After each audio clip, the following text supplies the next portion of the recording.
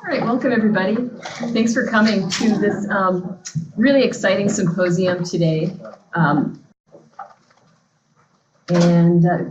Take your time in gathering up. I'm going to get started because I'm really excited to introduce Shizuko, coming to us from the University of Utah.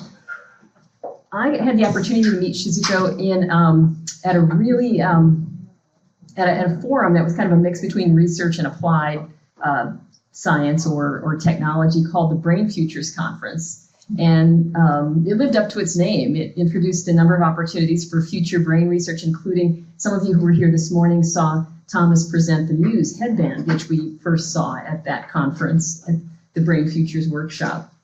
And I had an opportunity to sit on a panel with Shizuko and just really enjoyed her work and thought that there's a lot to be learned from this as we think about a number of the areas of research we do focused on aging and dementia prevention. So Shizuko runs the ATTN lab. I'll see if I can get this right so late in the day. The Aging Technology and Translational, it's not translational, it's translational neurotherapeutics. So ATTN, attention is almost the way I see it for short. And so she runs that lab at the University of Utah. I'd also like to introduce Dr. Gwen Smith, who's the director of psychiatry and neuropsychiatry. And Dr. Gwen Smith is going to share a few words, having mentored Shizuko, if you don't mind. Sure. Thanks for coming. And thanks to everybody for joining us. We hope to have time for Q&A. I'll let Shizuko decide if you'd like to take questions during the talk. During is fine. Okay, yeah. Great. Thank you. I have to say I've been more of a cheerleader than a mentor. Shizuko's one of those individuals who would be successful on an uninhabited planet. So we'd start a lab, and so better. Just to give that's right. So I just a bit of background. So Shizuko trained first at UC Berkeley, and then at joint Psy.D program involving Stanford University, and then moved. Lucky for us to the East Coast, training next for a postdoc at Beth Israel Deaconess, or an internship rather, and then joining the really great training program at Weill Cornell. It's one of the handful of T32s funded by the National Institute of Mental Health on geriatric mental health.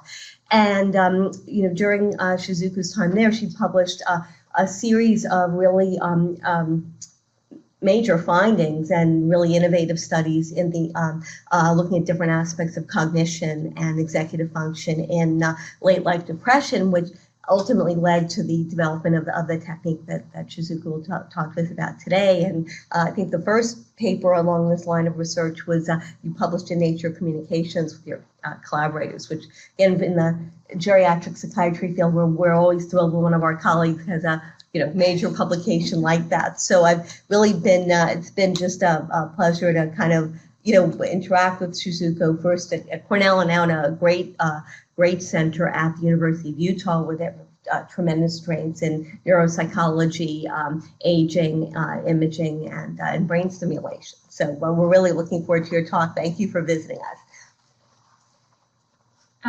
Thank you both so much for inviting me. It's a real pleasure to get to come out and see what you guys have going on here.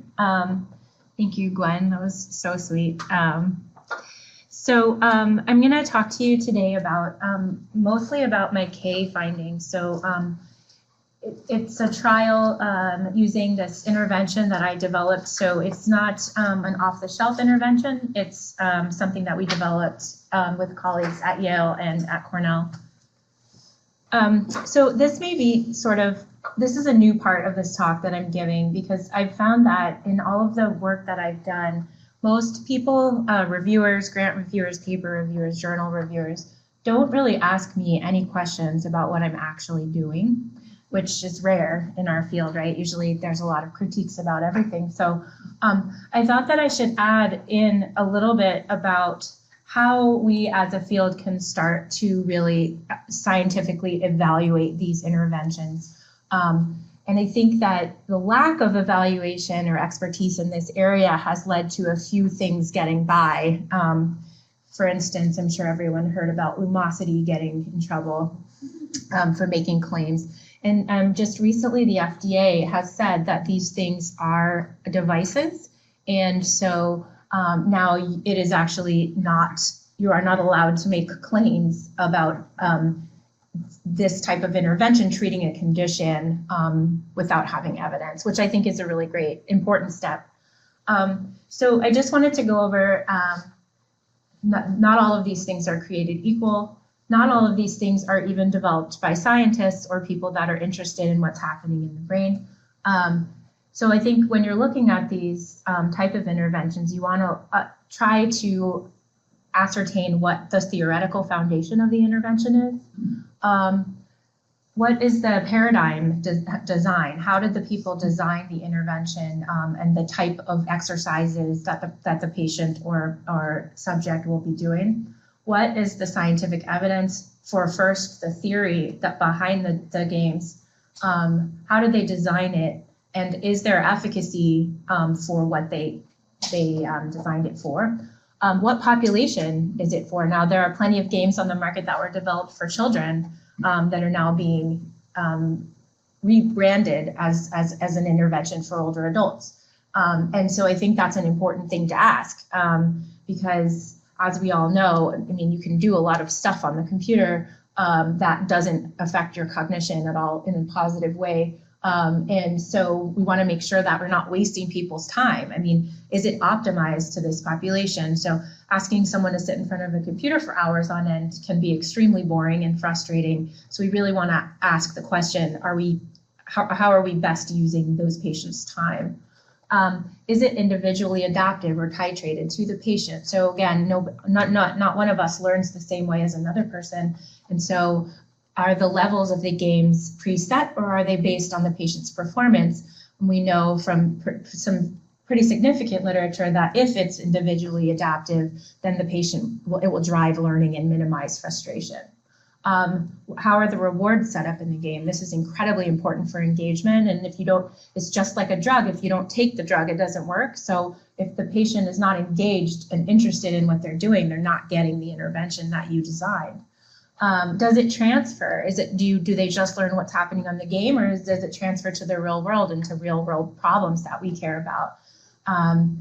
Does it have a built-in self-appraisal system? So can the researchers look at the data coming from the games and see if the games are performing in that patient population, how it was designed to perform? If they don't include those, then you have to assume that they're not testing these things or adapting the program to kind of better fit the needs of the patients. How is it implemented? And is it commercialized? So we can talk more about this in detail later if anyone wants to, but I think it's important to know who's paying for it and what their motivations are. So now that I've said that you have to have a theory, this is my theory, at least part of it. So this is from my mentor, George Alexopoulos, who he said that there are etiological contributors, predisposing brain abnormalities, and mechanisms that mediate depression. And he uses this as a model to describe how someone could arrive at the place that they are, they're depressed with cognitive impairments. And so where do we think that this intervention is acting? Does this have a pointer? If you can think about a psychotherapy, it's actually kind of acting this way, possibly changing the organism's reaction to stress. So this is a different model. We are trying to target the frontal limbic compromise that comes from aging and predisposes to the condition of depression and cognitive impairment. So why target cognitive control? So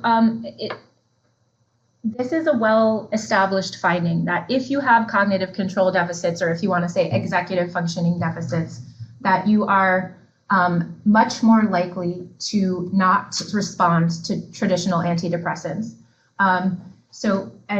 Even if you do respond to antidepressants, your cognition does not get better. And there are some studies actually suggesting that taking an antidepressant makes your cognition worse after the treatment. It's common. It's present in 24 to 40% of older adults with depression. It predicts poor and slow and unstable response to antidepressants. It also predicts disability, current and future disability, and it also predicts suicidality. So this was one of the first studies done by my mentor suggesting that if you test at baseline for these executive functioning deficits, that you can predict who will and who will not respond to antidepressants. What you think about is it's pretty interesting that a cognitive deficit would predict who would respond to an antidepressant. But the idea of neuropsych tests, for those of you that don't know, is for us to figure out what's happening in the brain and where, so that we can kind of address those issues. This is a second study showing the MADRS dementia rating scale. This is the initiation perseveration portion of that scale, predicting remission in the same way with an antidepressant in older depressed adults. And this is just some studies that have been replicated. It's not just in the Cornell group that they found this. It's a pretty, I would say it's a well-replicated finding, a well-accepted finding that if you have executive functioning deficits at baseline, you are going to be about 2 times less likely to respond to antidepressants. And not only that, but if you do respond, you will still have cognitive deficits, which then leads you to be much less likely to respond again and to have disability. This was my first study at Cornell. I think it was 2010.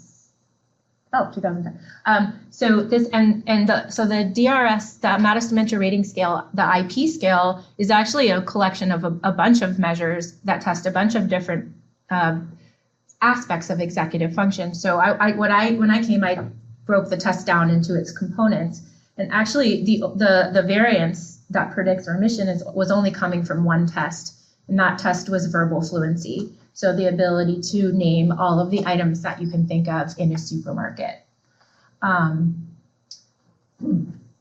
Since that was verbal fluency was so predictive, and in depression we always talk about, semantic memory or episodic memory is impaired, and so people have looked at hippocampal volumes and that sort of thing. But I thought, isn't it possible that what's predicting memory impairment is actually a semantic strategy deficit, that they are unable to remember words because they're not using an effective strategy to remember those words.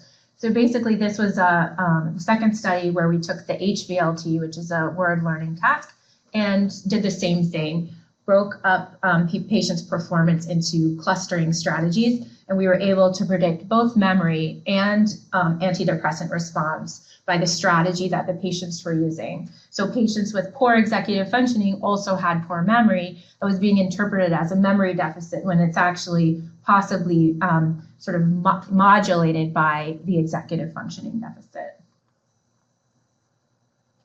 So the cognitive control functions or executive functions are subserved, at least in part, by the cognitive control network. It's one of the networks most susceptible to aging, includes the dorsal ACC, lateral prefrontal cortex, and posterior parietal cortices. So the next few slides I'm going to show you are not my work, but work from the lab at Cornell, showing structural and functional deficits in the CCN, predict clinical outcomes in major depressive disorder, and also relate to the cognitive deficits. So here's an anterior cingulate volume study done by my colleague Faith Gunning, suggesting that non-remitters of geriatric depression using an SSRI have smaller anterior cingulate cortical volumes than remitters. These are the white matter hyperintensities within the cognitive control network. And as you can see, the controls look much more like the depressed remitters, and the depressed non-remitters have much more white matter hyperintensity, white matter burden than those that respond. So there's some disconnection syndrome or some issues with the functioning of this circuit that impair someone's ability to benefit from drug. And then this is the last one. This is task-based activation in depressed remitters versus non-remitters. So you can see that there's decreased activation in areas that subserve cognitive control functions. This was work done by my mentor, George Alexopoulos. So this is the double dissociation in the default mode network versus the cognitive control network, suggesting that patients with lower functional connectivity in the cognitive control network responded less than patients with higher functional connectivity than controls.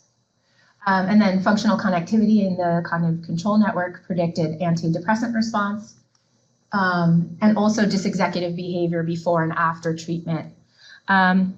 So the problem is that the gold standard for treatment, even though there's been significant developments in understanding that cognitive and affective neuroscience, the gold standard treatment is still SSRIs and SNRIs for older adults. Only 30 to 40% of older adults respond, and I'm sure, as some of you know, there are some serious side effects with SSRIs, such as falls. If the patient has these cognitive control deficits, they're twice as likely to not respond to the medication. Even if they do respond, their cognitive deficits are unlikely to respond, so they may become less depressed, but they still have the cognitive deficits, and then that kind of leaves them in a perpetual cycle. And there have been some psychosocial treatments adapted for this population to teach them sort of strategies and how to manage their life, and that can improve depression, but it also does not